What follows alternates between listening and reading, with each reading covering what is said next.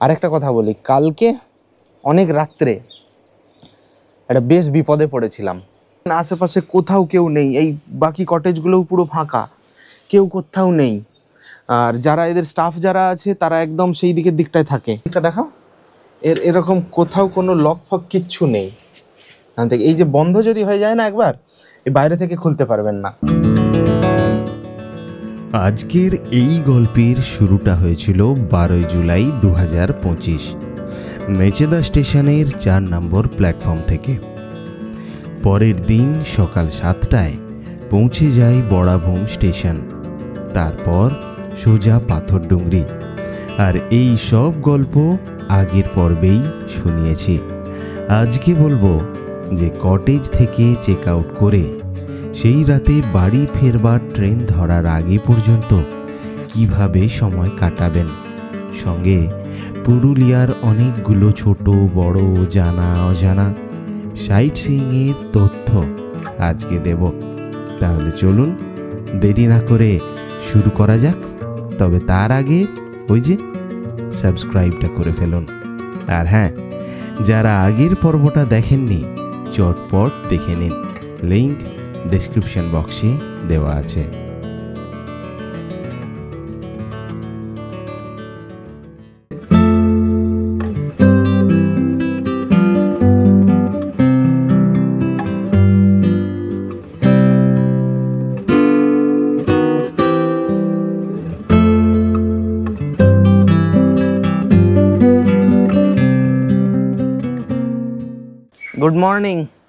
Good morning from Pathardungri eco cottage বা পাথরডুংরি গ্রাম। এখন 9:30 মতো বাজছে। আমরা রেডি হয়ে গেছি, চেক আউট করে বেরিয়ে যাব এই কটেজ থেকে। একটা গাড়ি বলেছি, ওই গাড়িতে আমরা আজকে সাইট সিন করতে বেরোবো। কারণ ট্রেন আছে রাত্রি 8:10 বড়াভূম স্টেশন থেকে। তো সারাটা দিন সময়, এখন থেকে কোথায় কি করব, তার জন্যে একটা গাড়ি বলেছি, ওতে করে সাইট সিন করতে বেরোবো। এই দিয়ে খয়রাবেড়া ড্যাম এই পাশের দিকটা যাব, মুখোশ গ্রামটাম। তো গাড়ি ভাড়া বলে দিচ্ছি কত নিচ্ছে। গাড়ি ভাড়া নিচ্ছে 3300 টাকা। এবার গাড়ি ভাড়াটা সিজন ওয়াইজ হয়তো ভ্যারি করতে পারে, তো আপনারা একটু নেগোসিয়েট করে নেবেন। আর গাড়ি যে বুকিং করবেন কীভাবে, সেই নাম্বার তো ডেসক্রিপশান বক্সে দিয়ে দেবো, বলেইছি, দেওয়া আছে। আর এইখানের যে আছে এই কটেজের যিনি ম্যানেজার আছেন, ওনাকে বললেও এরাও গাড়ির ব্যবস্থা করে দিতে পারবে। আরেকটা কথা বলি, কালকে অনেক রাত্রে একটা বেশ বিপদে পড়েছিলাম। একটু দেখাই, এইটা দেখিয়ে দেওয়া দরকার আছে। এ দেখুন, এই যে গেটটা, এই গেটটা বাইরে থেকে খোলা যায় না, এই গেটটা শুধু ভেতর থেকেই খোলা যায়। এরকম লাগিয়ে দিয়ে অনেক রাত্রি কালকে রাত্রে ঘুম আসছিল না বলে একটু এই ব্যালকনিতে বেরিয়েছিলাম। বাচ্চাটা ঘুমোচ্ছিল ভেতরে, আমি আর মৌমিতা আমরা এই ব্যালকনিতে বেরিয়েছি, আর ভুল করে এই গেটটা এরমভাবে টেনে দিয়েছি। এখন টানছি না, টানলে আবার বন্ধ হয়ে যাবে, খুলতে পারবো না। তো এটা বাইরে থেকে খোলা যায় না। এর কোথাও, এদিকটা দেখাও, এরকম কোথাও কোনো লক ফক কিচ্ছু নেই।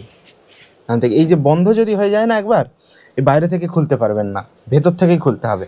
এবার ওই দিকটা বন্ধ ছিল, এই বাচ্চাটা ঘুমোচ্ছে, আর আমরা এটা বাইরের দিক থেকে বন্ধ করে দিয়ে পুরো মুশকিলে পড়ে গেছি।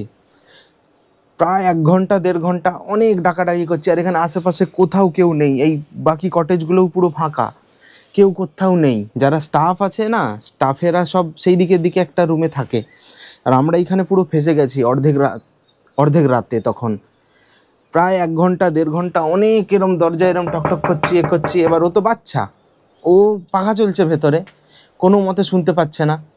মানে খুব মুশকিলে পড়ে গেছি, কি করব ভাবছি, পাইপ বেয়ে নিচে নামবো নাকি, যদি নামিও ভেতর থেকে খুলবো কি করে, সেদিক দিয়ে তো ওখানে ছিটকিনি দিয়ে দিয়েছি। তো শেষমেশ অনেক ঠক করতে এই যে বাচ্চাটা, কোথায় গেলি রে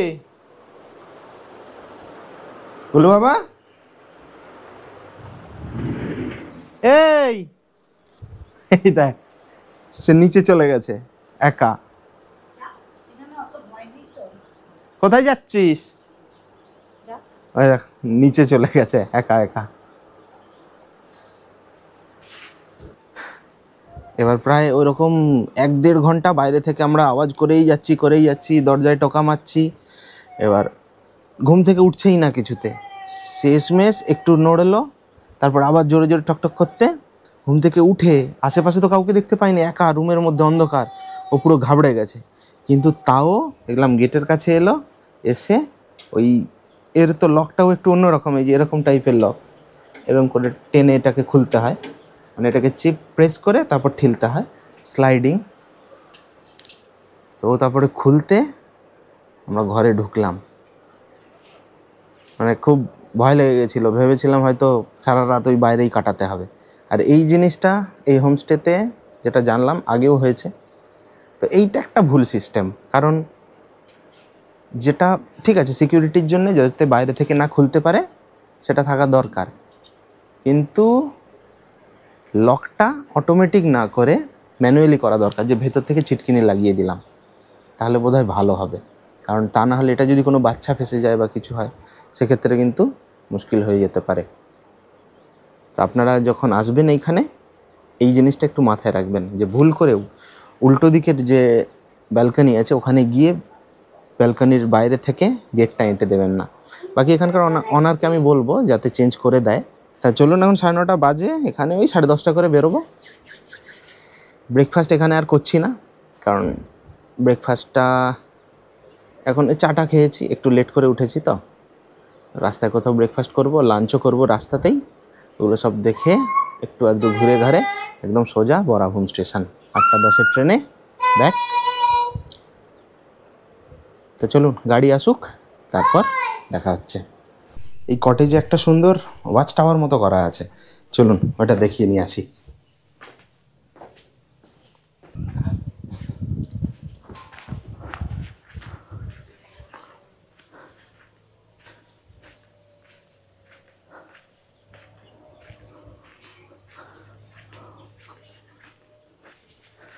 এই যে এই সামনেটাতে এইটা অ্যাকচুয়ালি জলের ট্যাঙ্কি, কিন্তু ওর ওপরে সিঁড়ি করা আছে, ওখানটা দিয়ে উঠে ওই সাইডের পাহাড়গুলো এগুলো ভালো ওয়াচ করা যায়।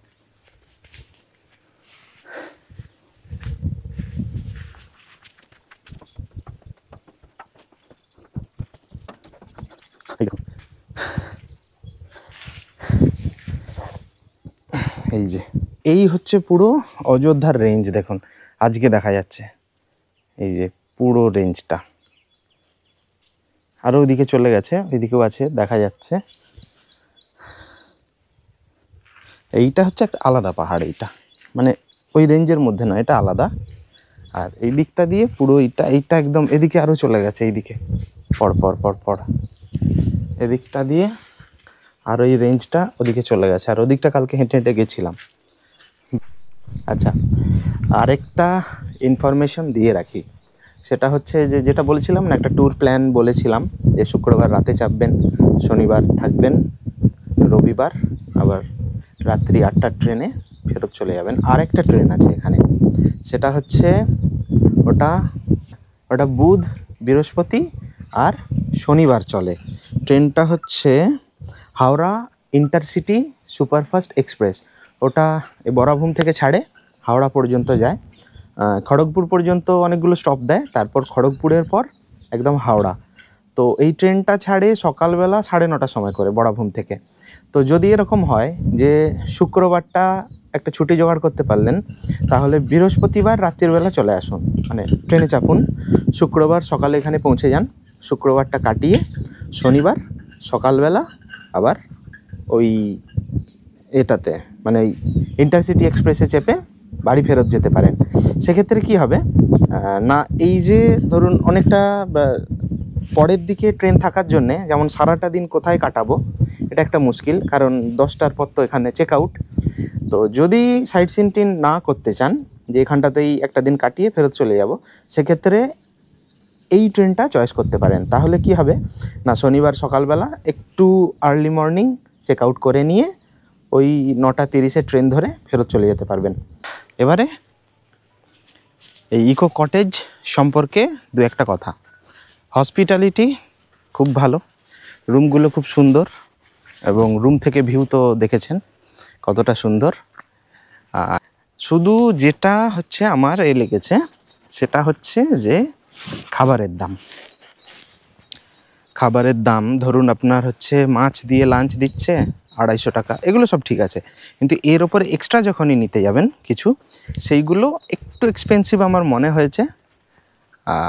আপনাদের হয়তো ঠিক লাগতে পারে, আমার হিসাবে আমি বলছি।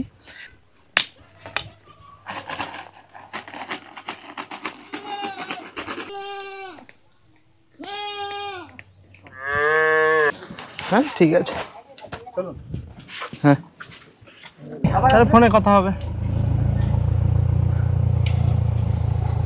ও কি খগরকোচা? বাবা, তো নাম শুনিনি। যাক, যেটা বললো আমি উচ্চারণ করতে পারছি না, চলুন দেখাবো।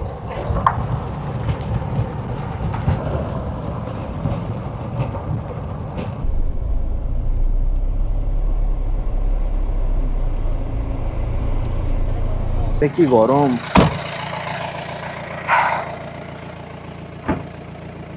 আজকের মানে এই যে সাইট সিনে বেরিয়েছি, আজকে সাইট সিনে আমি বলেছিলাম ওদেরকে যে যেগুলোতে সাধারণত কেউ যায় না, তো সেরকম কিছু লোকেশানে নিয়ে যেতে। এখন এই জায়গাটাতে যে এসেছি, এর আগে পুরুলিয়াতে এসে এই জায়গাটা আসিও নি, এবং আপনারা কজন দেখেছেন সেটাও আমি ঠিক জানি না। এইটা হচ্ছে খগড়কোচা জলাধার বা ড্যাম, আর এই গ্রামটা হচ্ছে পারডি। জায়গাটা বেশ সুন্দর। পড়াশোনা করো? হ্যাঁ। কোন ক্লাসে পড়ো? আমি তো তুমি? আমি আমার নাম 3। হ্যাঁ, 3 আমরা। কোন ক্লাসে পড়ো?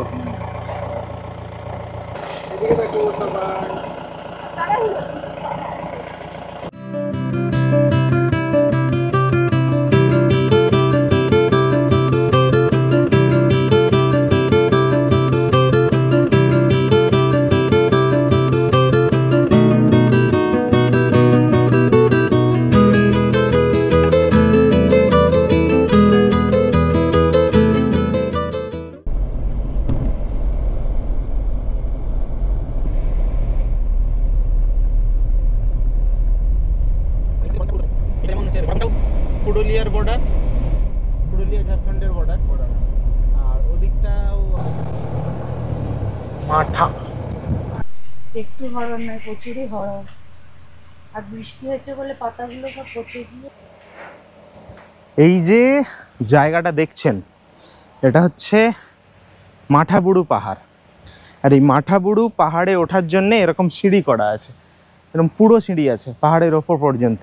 ওপরে একটা মন্দির আছে, ওই মন্দিরে পুজো দিতে বা মন্দিরটা দেখতে মানুষজন যায়। এখন বর্ষাকাল, পুরো সিঁড়ি একদম পাতা গাছের ডাল ফাল পড়ে একদম স্লিপারি হয়ে গেছে পচে গিয়ে। তো আমরা উঠছি না, এই বাচ্চা কাচ্চা নিয়ে এতটা ট্রেক করা সম্ভব নয়। তো আপনারা যখন আসবেন মাঠাবুড়ু পাহাড় যদি ট্রেক করতে চান তো করতে পারেন, তবে খেয়াল রাখবেন যে সকাল 8টা থেকে 4টের মধ্যে আপনাদেরকে ট্রেক কমপ্লিট করে নিতে হবে।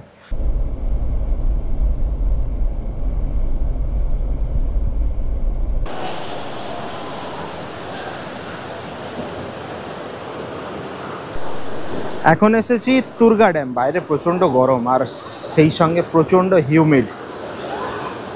আর দুর্গা নয়, তুর্গা ড্যামে এসেছি। তো এখান থেকে আপাতত এইটা দেখা যাচ্ছে, দেখুন ওই যে ড্যাম। তবে এইখানে রাস্তাটা কিন্তু খুব স্টিফ, খুব খাড়াই, আর রাস্তা অ্যাকচুয়ালি সেইভাবে তৈরি করা নেই।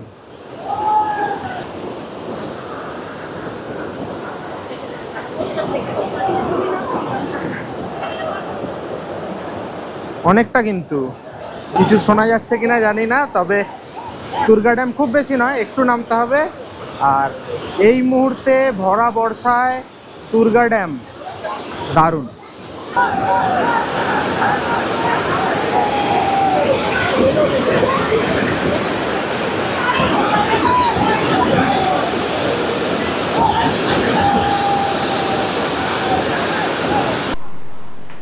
নামতে উঠতে হাঁপিয়ে গেছিলাম পুরো। উপরে উঠে এসে লেবুর জল খেলাম 15 টাকা করে, ঠান্ডা লেবু আর জলজিরা দিয়ে বানানো, দেখাতে ভুলে গেছি, এত তেষ্টা লাগছিল, দেখানোর আগেই ঘট ঘট করে খেয়ে নিয়েছি। যাক, এই ওপর থেকে এই জায়গাটা দেখুন, আর ওই যে দূরে দেখা যাচ্ছে ড্যামটা, ওটাই হচ্ছে তুরগা ড্যাম। এই যে তুরগা ফলস, এই জলটাই গিয়ে ওখানে জমা হচ্ছে, ওটা হচ্ছে তুরগা ড্যাম। যাব ওখানে ফেরার সময়, নামার সময় ওটাও দেখাবো। চলুন এরপরে দেখি কোথায় যাওয়া যায়। ফলটা কোন জায়গাটাতে ছিল বলো দেখি? তুরগা ওয়াটারফলটা কোন জায়গাটাতে ছিল?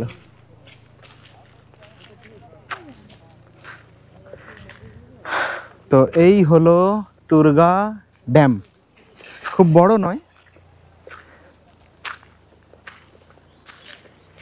কিন্তু ভালো সুন্দর এটা। যাওয়া যায়।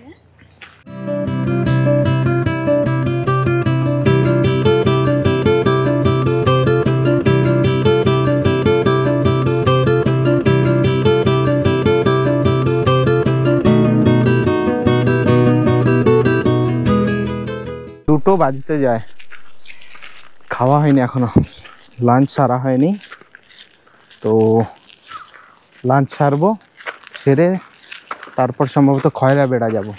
আগে লাঞ্চটা সারা যাক।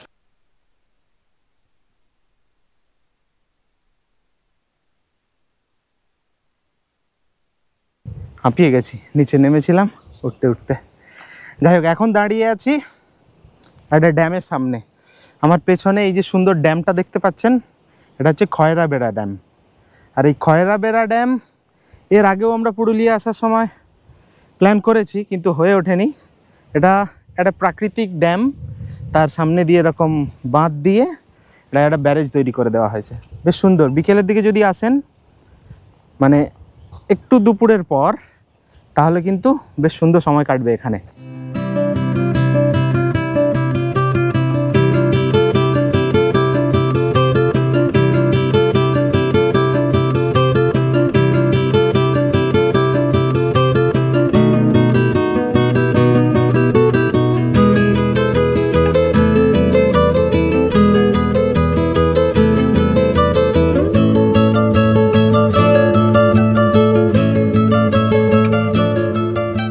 ড্যামে যারা বেড়াতে আসবেন, এই ড্যামের কাছে যদি থাকতেও চান তো থাকতে পারেন। এখানে একদম ড্যামের ধারেই দেখুন, ওই যে ওই বরাবর একটা রিসর্ট আছে। তো দেখছি রিসর্টের নামটা কি দেখি, দেখে ডেসক্রিপশন বক্সে দিয়ে দিচ্ছি, তো যোগাযোগ করতে পারেন। তবে যদি এরম ড্যামের দিকে, এরম ড্যামের ধারেই যদি থাকেন, তাহলে বেশ ভালো হয়, একদম কাছাকাছি। হোমস্টে বা রিসর্টগুলো একদম ড্যামের ধারেই, একদম ওই যে দেখুন, ওই যে ওগুলো একদম ড্যামের পাড়েই, ভালো লাগবে। 3:30 বাজছে, এবার খয়রা বেড়া ড্যাম থেকে বেরোবো আমরা। বেরিয়ে যাওয়ার সময় মুখোশগ্রাম, পাখি পাহাড়, এগুলো দেখতে দেখতে স্টেশনে পৌঁছে যাব।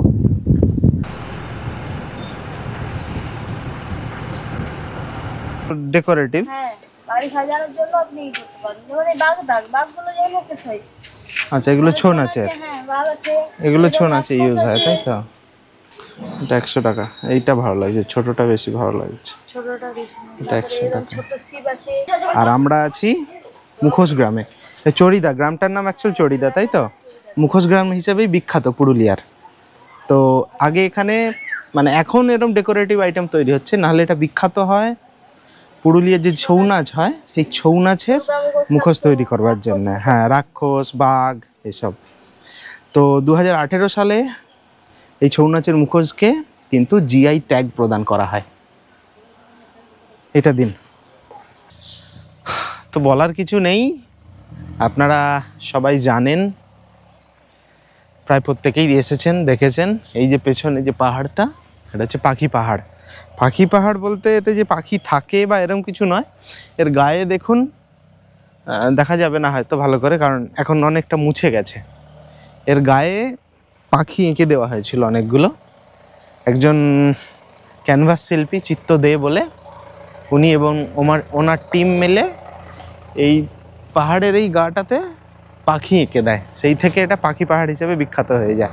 পাথর ডংরির গল্প কেমন লাগলো, আমার গল্প, আমার উপস্থাপনা, কমেন্ট করে জানাবেন। যদি ভালো লাগে লাইক করবেন, আর চ্যানেলে নতুন হলে চ্যানেলটাকে অবশ্যই সাবস্ক্রাইব করবেন, কারণ এরম ধরনের ভিডিও এই চ্যানেলে আসতে থাকবে। তাহলে আজকের মতো আসি, ভালো থাকবেন, সুস্থ থাকবেন, টাটা। আর হ্যাঁ, সাবস্ক্রাইবটা মনে করে করুন।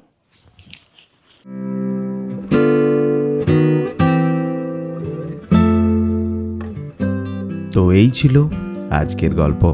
কেমন লাগলো কমেন্ট করে জানাবেন, ভালো লাগলে লাইক করবেন, আর যদি পাশে থাকতে চান তাহলে চ্যানেলটাকে সাবস্ক্রাইব করে নেবেন। দেখা হচ্ছে পরের পর্বে। ভালো থাকবেন, সুস্থ থাকবেন।